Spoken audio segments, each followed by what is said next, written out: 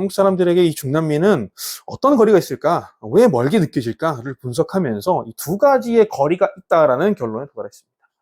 물리적 거리, 심리적 거리. 이 두 가지가 해소되고 나면 중남미하고의 교역은 정말 눈에 띄게 활성화될 것 같아 라는 생각, 그런 결론에 이르게 됐습니다. 하나하나 살펴보겠습니다. 물리적 거리, 어떻게 해소돼야 될까요? 자, 중남미와 한국의 물리적 거리. 흔히 우리가 물리적 거리라고 하면 두 가지 정도로 나눌 수 있습니다. 사람이 교류하는 하늘길, 물건들이 교류하는 바닷길. 하늘길은 직항이 없습니다. 그래서 아까 말씀드렸지만 한국에서 중남미에 가려면 반드시 미국이나 이 캐나다를 경유해서 가야 돼요. 안 그러면은 유럽을 가든지 이렇게 해서 유럽을 갔다가 경유해서 다시 대서양을 건너서 이렇게 와야 됩니다. 순수 비행 시간만, 비행기 안에서 보내는 시간만 20시간에서 30시간 정도입니다. 경유를 어떻게 하냐에 따라서 다릅니다. 너무 힘들죠. 일단 절대적으로 거리가 16,000km입니다. 16,000km.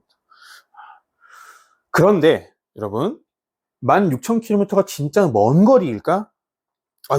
당연히 누가 봐도 멀어 보이잖아. 16,000km. 근데 여러분, 이미 16,000km를 직항으로 매일 3번 이상 왕복하고 있는 나라가 있습니다. 싱가포르입니다. 싱가포르 여기가 맞나?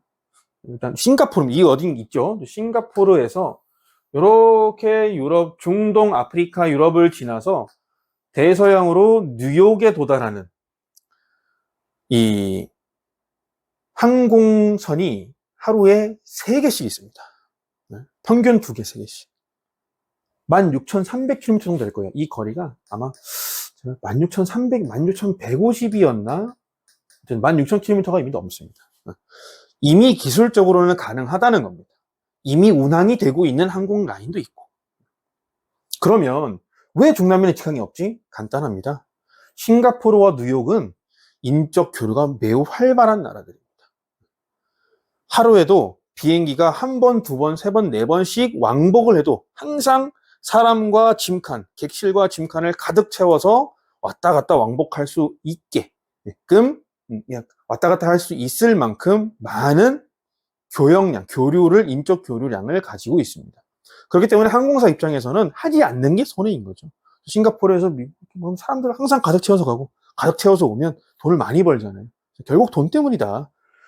항공사가 한국에서 중남미로 가는 직항을 개설을 해봐야, 직항 노선을 개설을 해서 운영을 해도 수지타산이 안 맞을 거기 때문에, 그렇게 생각하기 때문에 직항을 개설하지 않는 겁니다. 사실 지난 10년 동안, 꽤 오랜 시간 동안 이 중남미 나라 중에 가장 교민이 많다고 알려져 있는 멕시코에도 직항을 개설하자라는 어떤 논의들이 매번 있었고, 이번에 되나? 안 되겠다. 이번엔 되나? 이런 많은 희망들을 가진 소식도 있었는데, 결국 아직까지도 멕시코도 직항이 없습니다. 멕시코도 가려면 미국 들었다 가야 됩니다. 최근에 생겼는지는 잘 모르겠어요. 제가 어제도 찾아봤는데, 여전히 직항이 없더라고요. 1년에 한두 개 있을 수도 있겠습니다만. 어쨌든, 항공사에게 이익이 되지 않기 때문에, 항공사에게 충분한 이익이 될 만큼 사람들이 많이 왔다 갔다 하지 않기 때문에 직항 노선을 개설하고 운영하지 않는 것일 뿐, 기술적으로 실제로 중남미가 도달 못할 곳이냐? 그렇지 않다는 겁니다. 두 번째로, 바닷길입니다. 바닷길. 이미 우리는 브라질하고 직접 교역을 하고 있습니다. 한국 인천항, 부산항에서 출발한 우리 선적들이, 배들은 이렇게 아프리카와 대서양을 지나서 브라질에 갔다가 다시 한국으로 돌아오고 있습니다. 2만 킬로, 3만 킬로에 달하는 그런 먼 거리를 이미 배로 교역을 하고 있습니다. 그런데 이게 뭘까요? 멀지 않습니다. 우리가 브라질하고도 몇만 킬로가 떨어져서도 직접 교역을 하는 이유, 돈이 되니까. 저렴한 어떤 대두, 여러 농산품들, 브라질은 또 세계 최대의 이 농산품 수출 국가이기도 하기 때문에 우리한테 이득이 되기 때문에 노선을 열어서 운영을 하고 있는 겁니다. 그러면 물리적 거리는 사실 이미 해소가 되어 있구나. 기술적으로는 어렵지 않구나. 사람이 많이 왔다 갔다 하기 시작하면 점점 더 비용이 내려가고 도달하는 데 걸리는 시간도 줄어들겠구나 라는 사실을 확인할 수 있었습니다. 그러면 물리적 거리가 사실 딱히 문제가 안 되는 거라면 심리적 거리 때문일 겁니다. 우리가 중남미 하면 떠오르는 거 많이 있죠. 축구. 축구에 정말 진심을 다하기 때문에 여행지도 정말 많습니다. 아름다운 경관들. 저도 콜롬비아 출장차 갔다가 와, 그 콜롬비아 산맥지대를 보고 정말 침을 질질 흘릴 정도로 와, 많은 감명을 받았습니다. 중남미 여행 꼭 추천드립니다. 여러분, 저와 함께 스페인어 열심히 배우셔서 꼭 중남미 여행 다녀오십시오. 미녀들이 많아요? 실제로 많은 것 같습니다. 물론 제가 페루에 있을 때는 제 주변에는 많이 없었습니다. 하지만 뭔가 항상 미녀는 소문으로만 존재하잖아요. 많대요. 네, 많았답니다. 또 하나 중요한 좀 부정적인 내용이긴 한데 중남미는 전체적으로 치안이 불안하다. 실제로 한국에 비하면 많이 불안합니다. 그리고 좀 전 세계적인 평균 수치로 봐도 중남미 치안이 그렇게 좋은 편은 아닙니다. 하지만 이 한국의 치안 수준을 기준으로 놓고 비교를 하면 치안이 좋겠다라고 생각이 들 만한 나라는 세계에 몇 개국이 되지 않습니다. 그럼에도 불구하고 중남미 치안이 많이 안 좋냐? 실제로 저도 이제 강도도 많이 당하고 이렇게 새벽 늦게까지 놀고 이러다가 이제 칼도 한 대 맞고 피 좀 흘리고 병원도 가고 막 그랬었는데요. 말씀드린 것처럼 이 치안이 좋은 지역, 치안이 좋은 시간대, 안전한 루트, 안전한 생활 양식이 사실 어느 정도 정해져 있습니다. 중남미에서는. 여행을 가시든 이민을 가시든 내가 주재원으로 파견을 가시든 어떤 형태로 중남미에 가시게 된다면 그 생활 양식은 지켜주시면 되세요. 사실 그걸 하지 말라는 걸 자꾸 해가지고 저처럼 늦게 돌아다니면 위험해요. 에이 괜찮아. 뭐라 마셔요. 새벽 3시에 집에 들어가다 이런 일은 당하게 된다. 또 위험한 동네에 제가 또 살았기 때문에 한동안 그런 이유도 있었다. 하지만 이 정도로 사실 좀 멀 겁니다. 우리 한국 사람들이 다른 나라를 생각하면 떠올릴 수 있는 아이템들보다 중남미가 현저히 낮을 거예요. 또 다른 심리적 거리를 좀 알아볼 수 있는 지표가 하나 있습니다. 아주 경영학계에서는 유명하신 분이랍니다. 호프스테드. 저는 경영학과를 나왔는데 처음 들었습니다. 네, 교수님들 죄송합니다. 열심히 공부를 했어야 되는데 알려주셨는데 제가 기억 못하는 거겠죠. 어쨌든 이번에 조사를 하면서 공부를 하게 됐습니다. 우리 호프스테드라는 박사님은 세계 최초로 두 개의 시장, 국가 대 국가, 지역 대 지역, 이 시장들을 서로 비교할 때 얼마나 유사하냐라는 요소를 여러 가지 다양한 어떤 지표들을 활용해서 분석할 수 있도록, 비교할 수 있도록 어떤 모형을 만들었는데 이거를 문화 유형 모형입니다. 실제로 지금까지도 어떤 특정 두 개의 지역을 분석하는데, 어떤 유사성을 분석하는데 굉장히 많이 활용이 되고 있다고 하고, 최근에도 많이 더 여러 지표들로 발전이 되고 있다고 합니다.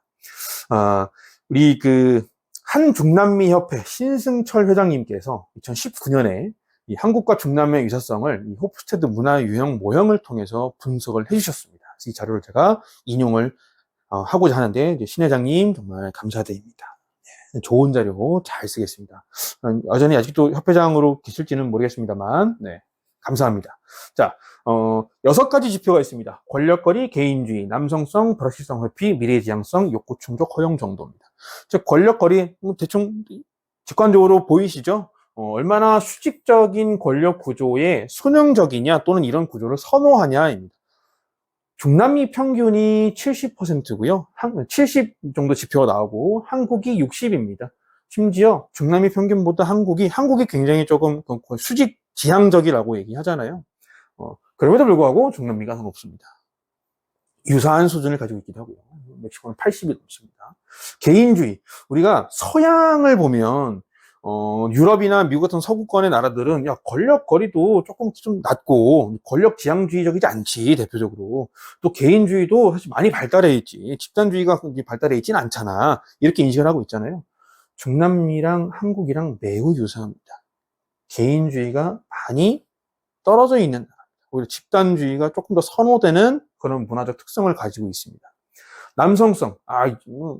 한국도 유명하지 않습니까? 요즘 분위기 많이 달라졌습니다만, 예전에만 해도, 가장이 말이야, 뭐, 이렇게 해야 돼. 남자라면, 뭐, 이런 남성성. 우리는 40인데, 오히려 맥시가 좀 없습니다. 전반적으로는 한국과 비슷한 수치를 가지고 있죠. 불확실성 회피 정도, 불확실성, 뭔가 미래에 위험할 수 있을 것 같은 어떤 것들, 내가 뭔가 도전을 하고 새로운 일을 하는 데 있어서 뭔가 확실하지 않은 거는 싫어. 이런 걸 회피하는 정도도 역시 매우 비슷합니다. 이 6가지 지표 중에 딱 2가지만 극명한 차이를 나타냈는데 바로 미래지향성과 요구 충족 허용 정도였습니다. 이 미래지향성은 내가 뭔가 열심히 해서 미래에 성공을 할 수 있을까? 없을까? 할 수 있을 거야. 내가 열심히 하면 미래를 준비하자. 우리 그래서 열심히 공부하고 여전히 많은 돈을 벌고 있음에도 불구하고 꾸준히 공부하시고 지금 또 스페인어 이미 한국 대단한 직장에서 뭐 일을 하고 계시는 분들도 뭐 학교에서 많은 공부를 하고 계신 학생분들도 새로운 스펙업을 위해서 나의 능력을 강화하기 위해서 지금 스페인어 강의를 들어 오셨잖아요. 그죠? 이런 것처럼 한국 사람들은 굉장히 미래지향적입니다. 나를 개발해서 미래에 더 많은 성과를 얻고 싶어. 라는 욕구가 있는데 중남미는 대부분 그렇지 않습니다. 또 욕구 충족 허용 정도. 욕구 충족 허용 정도는 나의 욕구가 있어. 배고파, 놀고 싶어, 자고 싶어. 이런 욕구가 당연히 누군가의 모든 사람에게 있는데 이걸 내가 욕구대로 행동하는 나의 모습을 어디까지 허용하느냐의 정도입니다. 중남미는 굉장히 높습니다. 놀고 싶으면 놀고, 밥 먹고 싶으면 밥 먹어야 되고, 자고 싶으면 잠 자야 됩니다. 한국 사람들은 굉장히 낮죠. 근데 어쩌면 이 2개의 지표가 상반되는 게 자연스러운 현상일 수 있습니다. 내가 미래지향적으로 미래의 성공을 위해서 현재를 견뎌내야 되잖아요. 내가 성공하고 싶다라고 하면 놀고 싶어도 술 마시고 싶어도 자고 싶어도 참고 공부해야 되고 일해야 되고 그죠? 그러면 당연히 욕구 충족 허용 정도는 줄어들 수밖에 없을 것이고 욕구 충족 허용 정도가 높다면 당연히 미래지향성은 줄어들 수밖에 없겠죠. 이 반대로도 마찬가지입니다. 미래에 내가 열심히 하면 성공할 수 있는 가능성이 높은 나라라면 이렇게 속된 말로 탱자탱자 안 하겠죠. 네, 사실 이 2가지 지표를 이해하는 데에는 저는 이 경제라는 요소를 반드시 고려해야 한다고 생각합니다. 한국도 이 무시무시한 경제 발전을 이룩하기 이전에 50년대, 60년대 여러분 코리안 타임이라고 들어보셨나요? 코리안 타임? 한국 사람들 빨리 이런 의미가 아닙니다. 이 코리안 타임은 약속 시간을 절대 지키지 않는 한국 사람들. 한국 사람 역사 보면은 한 2시간, 3시간 기다리는 건 각오해야 돼. 우리가 우리 조선시대부터 12진법, 12지신을 토대로 하루를 12개로 쪼개서 2시간 단위로 살았잖아요. 네, 그래서 사실 조선시대 때부터 뭔가 만나기로 약속을 하면, 우리 언제 만나? 그러면 2시간, 3시간 기다리는 거는 되게 자연스러운 일이었다. 왜냐면, 우리 진시에 만나. 이러면 진시가 예를 들어서 자축이면 진섬이죠. 자시가 새벽 1시부터 아니, 11시부터, 밤 11시부터 새벽 1시까지래요. 우리 자시에 만나? 그러면, 11시에 보자는 건지, 1시에 보자는 건지. 이 텀이 2시간이나 있잖아요. 그죠? 그만큼 한국 사람들도 게으른 문화를 가지고 있었다. 당시의 욕구 충족 허용 정도를 조사했다면 굉장히 우리도 높게 나왔을 거다. 미래의 지향성? 당연히 높지 않았을 거다. 한국 정전 경험하고, 나라 통째로 빼앗기고, 얼마나 미래지향적인 모습을 우리가 가질 수 있었겠습니까? 그래서 중남미도 경제 발전을 이룩하고 나면 이 2가지 지표가 한국과 유사해질 거다라고 저는 보고 있고요. 이 2가지가 다르다고 하더라도 굉장히 많은 부분에서 중남미 사람들은 한국 사람들과 문화적인 유사성을 가지고 있습니다. 실제로 이를 입증하는 많은 사례들이 있는데 중남미를 경험하신 많은 분들이 물론 저도 그렇습니다. 많은 분들이 진짜 지구 반대편인데도 불구하고 중남미 사람들을 보면 지구 반대편에는 한국 사람인 것 같아. 이렇게 말씀을 하실 정도로 우리랑 굉장히 많이 닮았습니다. 열정적이고요, 재능이 있고요, 뭔가 정도 많고요. 정이라는 문화도 중남미에 있습니다. 우리가 서로 우리가 돕고 살아야지, 함께 살아야지 이런 문화적인 측면도 굉장히 닮은 모습이 많이 있습니다. 그래서 한국 사람들이 지금 가지고 있는 빨리빨리 문화, 정확하게 빠르고 정확하게 신속하게 이런 문화도 경제 성장을 통해서 얻은 것이지 사실 오래전부터 중남미와 한국은 굉장히 문화적으로 유사했다, 닮아 있었다 라는 사실을 알 수 있습니다. 그러면 우리는 왜 여전히 중남미가 멀게 느껴지는 건데 저는 언어 장벽 때문이라고 생각합니다. 사실 스페인어와 한국어는 다음 영상에서도 자세하게 설명드리겠지만 전혀 유사성이 없는 언어입니다. 수천 년 동안 이 두 개의 언어가 서로 발달하면서 교류가 없었어요. 그렇기 때문에 이 언어 장벽을 넘지 못해서 얘네들이 우리랑 얼마나 닮았는지, 우리가 얘네들이랑 얼마나 친해질 수 있는지, 얼마나 우리랑 잘 맞는 사람들인지 알 기회조차 없었다는 거죠. 그래서 저는 이렇게 생각합니다. 언어 장벽이 해소되고 나면 한국과 중남미의 교류는 폭발적으로 성장할 거다. 어떻게? 언어 장벽이 해소되면 당연히 여러분 중남미 너무 예쁘잖아요. 여행 많이 가시겠죠. 중남미 사람들이 한국 컨텐츠 얼마나 좋아합니까? 중남미 컨텐츠도 요즘 뭐 유튜버 꼬미꼬 이분 보시면 너무 재미있죠. 와 진짜 뭐 쿨하고 뭐 성적인 언어도 잘하고 재밌고 밝고 사람들이 긍정적이고 이런 영상 컨텐츠뿐만 아니라 문화, 역사 어떤 이런 여러 형태의 컨텐츠의 교류가 증가하게 될 겁니다. 그러고 나면 자연스럽게 친숙해질 거고 중남미가 괜찮네, 재밌는 곳이네, 한번 가볼까? 중남미 사람들 한국 와볼까? 인적 교류가 증가합니다. 조금 전에 설명드렸죠. 인적 교류가 증가하면 항공 비용이 저렴해지고 직항 노선이 열리면서 자연스럽게 중남미로 가는 소요 시간도 줄어들 거다. 교류 비용, 시간과 가격이 줄어듭니다. 교류 비용이 감소하게 되면 요즘 중남미 사람들이 한국도 많이 좋아하고 한국 사람들도 중남미 많이 알고 가는데 왔다 갔다 하는데 비용도 저렴하네. 비즈니스 하려면 자주 왔다 갔다 해야 되잖아요. 직항도 있네. 항공료도 지금 한 300만 원인데 뭐 200만 원대로 내려온다. 비즈니스를 해봐야 되겠다. 가보자. 비즈니스가 활성화되면 당연히 물적 교류가 증가할 겁니다. 중남미와 한국을 왔다 갔다 하는 이런 큰 선박들이 많아지면서 당연히 거래 비용은 점차 감소하겠죠. 그럼 이 거래 비용의 감소는 또다시 교류의 증가, 이런 선순환 구조를 띠게 될 겁니다. 그래서 저는 언어 장벽을 해소시키는 게 중남미와의 거리를 줄이고 우리와 한국과 중남미 간의 교류를 활성화하는 데 가장 중요한 요소가 될 거라고 생각합니다.